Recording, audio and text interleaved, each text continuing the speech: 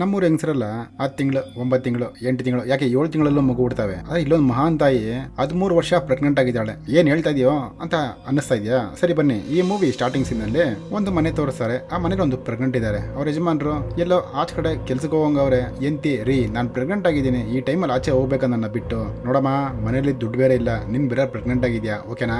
ನಾನು ಹೋಗಿ ಸ್ವಲ್ಪ ದುಡ್ಕೊಂಡ್ಬರ್ತೀನಿ ಇರು ಅಂತೇಳಿ ಎಂತಿಗೆ ಮಾತ್ರೆ, ಅಡಿಗೆ, ಊಟ ಏನೇನ್ ಬೇಕು ಎಲ್ಲ ರೆಡಿ ಮಾಡಿ ಇಟ್ಬಿಟ್ಟು ಅಣ್ಣ ಬಾಯಿ ಹೇಳಿ ಹೊಂಟೋದ್ರು. ಅವರು ಇರೋ ಮಾತ್ರೆ, ಅಡಿಗೆ, ಊಟ ಎಲ್ಲ ತಿನ್ಕೊಂತವ್ರೆ. ಹಿಂಗೆ ಹೋಯ್ತಾ ಹೋಯ್ತಾ ಹೋಯ್ತಾ ಒಂದು 13 ವರ್ಷ ಕಳೆದ್ಬಿಡ್ತು. ಆ ಮನೇಲಿ ತೋರಿಸ್ತಾರೆ, ಊಟ ಇಲ್ಲ, ಎಲ್ಲ ಹುಳ ಬಿದ್ದೈತೆ, ಮಾತ್ರೆನೂ ಇಲ್ಲ, ಎಲ್ಲ ಬಾಟ್ಲು ಖಾಲಿ ಆಗೈತೆ. ಇವ್ರಿಗೆ ಬೇರೆ ಫುಲ್ ಹೊಟ್ಟೆ ಹಸಿ. ಹಂಗೆ ಆಚೆ ಬರ್ತಾರೆ, ಆ ಕಡೆ ನೋಡ್ತಾವ್ರೆ ಯಾವ್ದಾನ ಊಟ ಸಿಗುತ್ತಾ ಅಂತ.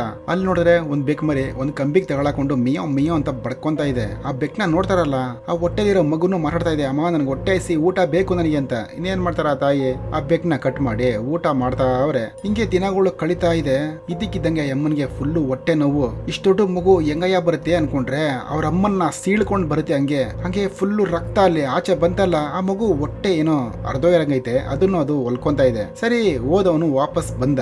ಆ ಮಗು ನೋಡಕ್ಕೆ ಸೇಮ್ ಅವ್ನ ಹೆಂಡತಿ ಇದ್ದಂಗೆ ಐತೆ. ಅದನ್ನ ನೋಡ್ಬಿಟ್ಟು ಇವ್ನು ತಿರ್ಗಾ ಆ ಹುಡುಗಿನೂ ತಪ್ಕೊಂತಾನೆ. ಹಂಗಾರೆ ಇವನು ಬೇಕು ಬೇಕಂತ ಮಾಡ್ತಾವನ. ಅದು ಡೈರೆಕ್ಟರ್ ನಮಗೆ ಬಿಟ್ಬಿಟ್ರು. ಹಂಗೆ ಈ ಮೂವಿನ ಮುಗಿಸ್ತಾರೆ. ಮೂವಿ ಚೆನ್ನಾಗಿರೋ ಜೊತೆಲಿ ನೆಕ್ಸ್ಟ್ ಈ ತರ ಒಳ್ಳೆ ಮೂವಿಲಿ ಸಿಗೋಣ. ಬಾಯ್.